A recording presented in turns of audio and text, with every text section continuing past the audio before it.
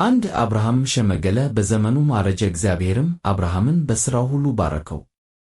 2 አብርሃምም ሎሌውን፣ የቤቱን ሽማግሌ፣ የከብቱን ሁሉ አዛዥ አለው።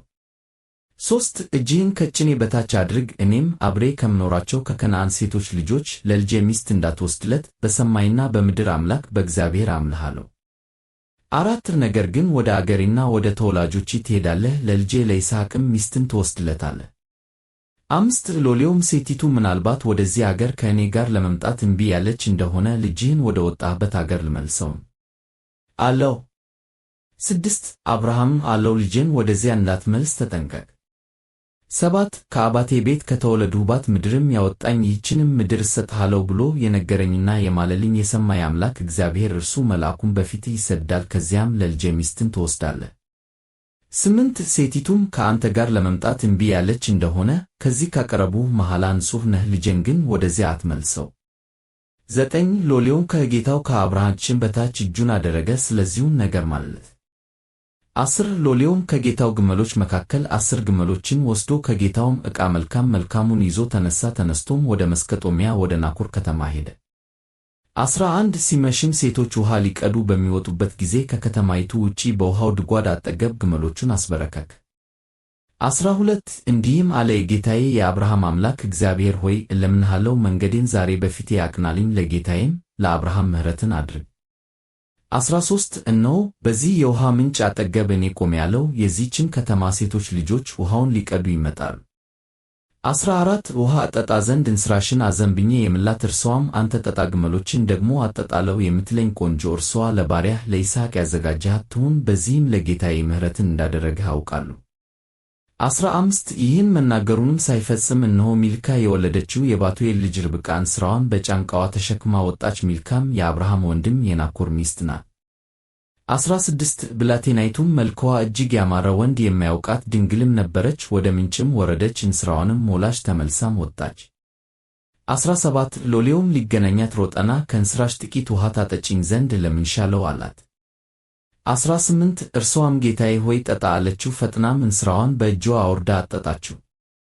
19 እርሱንም ካጠጣች በኋላ ለግመሎች ደግሞ ሁሉም እስኪረኩ ድረስ ውሃ እቀዳለሁ አለች። 20 ፈጥናም ውሃውን ከእንስራዋ በማጠጫው ውስጥ ገለበጠችው። ደግሞም ልትቀዳ ወደ ድጓዱ ሮጠች፣ ለግመሎቹም ሁሉ ውሃ ቀዳች። 21 ሰውየውም ትክ ብሎ ይመለከታት ነበር፣ እግዚአብሔር መንገዱን አቅንቶለት እንደሆነ ወይም እንዳልሆነ ለማወቅም ዝም አለ። 22 ግመሎቹም ከጠጡ በኋላ እንዲህ ሆነ፣ ሰውየው ግማሽ ሰቅል የሚመዘን የወርቅ ቀለበት፣ ለእጆቿም 10 ሰቅል የሚመዘን ጥንድ የወርቅ አምባር አወጣ። 23 እንዲህም አላት፣ አንቺ የማን ልጅ ነሽ? እስኪ ንገሪኝ፣ በአባትሽ ቤት የምናድርበት ስፍራ ይገኛልን? 24 አለችውም፣ እኔ ሚልካ ለናኮር የወለደችው የባቱኤል ልጅ ነኝ። 25 በእኛ ዘንድ ገለባና ገፈራ የሚበቃ ያህል አለ፣ ለማደሪያም ደግሞ ስፍራ አለን። 26 ሰውየውም አጎነበሰ፣ ለእግዚአብሔርም ሰገደ።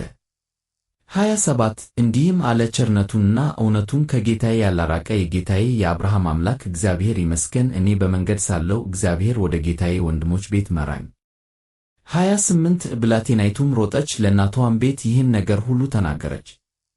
29 ለርብቃም ላባ የተባለ ወንድም ነበራት። ላባም ወደ ውጪ ወደ ውሃው ምንጭ ወደ ሰውየው ሮጠ።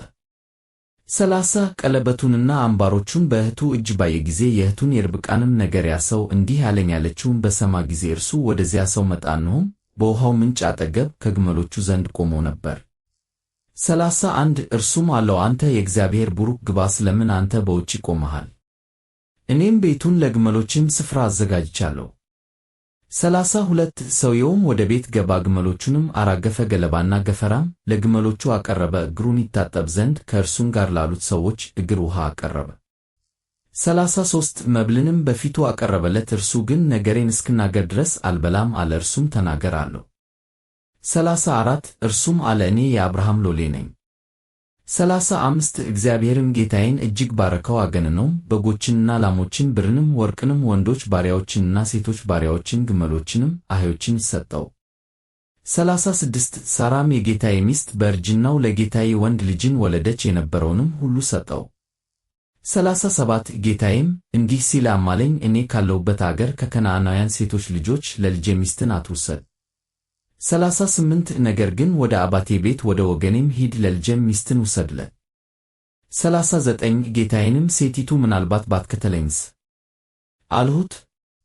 40 እርሱም አለኝ አካሄዴን በፊቱ ያደረጉለት እግዚአብሔር መልአኩን ከአንተ ጋር ይልካል፣ መንገድህንም ያቀናል፣ ለልጄም ከወገኖቼ ከአባቴም ቤት ሚስትን ትወስዳለህ። 41 የዚያን ጊዜ ከመሐላዬ ንጹሕ ነህ፣ ወደ ዘመዶቼ ሄደህ እነርሱ ባይሰጡ ካማሉ መሐላ ንጹሕ ትሆናለህ። 42 ዛሬም ወደ ውሃው ምንጭ መጣሁ፣ እንዲህም አልሁ፣ የጌታዬ የአብርሃም አምላክ እግዚአብሔር ሆይ ዛሬ የምሄድበትን መንገዴን ብታቀናን። 43 እነሆ እኔ በውሃው ምንጭ ላይ ቆሜአለሁ፣ ውሃ ልትቀዳ ለምትመጣውም ቆንጆ ጥቂት ውሃ ከእንስራሽ አጠጪኝ ስላት። 44 እርሷም አንተ ጠጣ፣ ደግሞም ለግመሎችህ እቀዳለሁ የምትለኝ እግዚአብሔር ለጌታዬ ልጅ ያዘጋጃት ሴት እርሷ ትሁን። 45 እኔም የልቤን መናገር ገና ሳልፈጽም እነሆ ርብቃ እንስራዋን በትከሻዋ ተሸክማ ወጣች፣ ወደ ምንጭም ወርዳ ውሃ ቀዳች፣ እኔም እስኪ አጠጪኝ አልኋት። 46 ፈጥናም እንስራዋን ከጫንቃዋ አወረደችና አንተ ጠጣ፣ ግመሎችንም ደግሞ አጠጣለው አለች፣ እኔም ጠጣው፣ ግመሎችንም ደግሞ አጠጣች። 47 እኔም አንቺ የማን ልጅ ነሽ ብዬ ጠየቅኋት። እርሷም ሚልካ ለናኮር የወለደችለት የባቱኤል ልጅ ነኝ አለች። ቀለበትም አደረጉላት፣ ለእጆቿም አምባሮች አደረጉላት። 48 በግንባሬም አጎነበሱ፣ ለእግዚአብሔርም ሰገዱ። የጌታዬን የወንድሙን ልጅ ለልጁ ወስድ ዘንድ በቀና መንገድ የመራኝን የጌታዬን የአብርሃምን አምላክ እግዚአብሔርን አመሰገኑ። 49 አሁንም ቸርነትና እውነት ለጌታዬ ትሠሩ እንደሆነ ንገሩኝ፣ ይህም ባይሆን ንገሩን ወደ ቀኝ ወይም ወደ ግራ እል ዘንድ። 50 ላባና ባቱኤልም መለሱ እንዲህም አሉ፣ ነገሩ ከእግዚአብሔር ዘንድ መጥቶአል፣ ክፉም በጎም ልንመልስልህ አንችልም። 51 ርብቃ ናት፣ በፊትህ ናት፣ ይዘሃት ሂድ፣ እግዚአብሔር እንደ ተናገረ ለጌታህም ልጅ ሚስት ትሁን። 52 የአብርሃምም ሎሌ ነገራቸውን በሰማ ጊዜ ወደ ምድር ወድቆ ለእግዚአብሔር ሰገደ። 53 ሎሌውም የብርና የወርቅ ጌጥ ልብስም አወጣ፣ ለርብቃም ሰጣት፣ የከበረ ስጦታንም ለወንድሟና ለእናቷ አቀረበ። 54 እርሱም ከእርሱም ጋር ያሉት በሉ ጠጡም፣ ከዚያም አደሩ። ማልደውም ተነጽና ወደ ጌታዬ እሄድ ዘንድ አሰናብቱኝ አላቸው። 55 ወንድሟና እናቷም ብላቴናይቱ 10 ቀን ያህል እንኳ ከእኛ ዘንድ ትቀመጥ፣ ከዚያም በኋላ ትሄዳለች አሉ። 56 እርሱም እግዚአብሔር መንገዴን አቅንቶልኛልና አታዘግዩኝ፣ ወደ ጌታዬ እሄድ ዘንድ አሰናብቱኝ አላቸው። 57 እነርሱም ብላቴናይቱን እንጥራና ከአፍዋ እንጠይቅ አሉ። 58 ርብቃንም ጠርተው ከዚህ ሰው ጋር ትሄጃለሽን አሏት። እርሷም እሄዳለሁ አለች። 59 እህታቸውንም ርብቃን ሞግዚቷንም የአብርሃምን ሎሌና ሰዎቹንም አሰናበቷቸው። 60 ርብቃንም መረቋትና አንቺ እህታችን እልፍ አላፋት ሁኚ፣ ዘርሽም የጠላቶችን ደጅ ይውረስ አሏት። 61 ርብቃም ተነሰች፣ ደንገጥሮቿም በግመሎችን ላይ ተቀምጠው ያንን ሰው ተከተሉት። ሎሌውም ርብቃን ተቀብሎ ሄደ።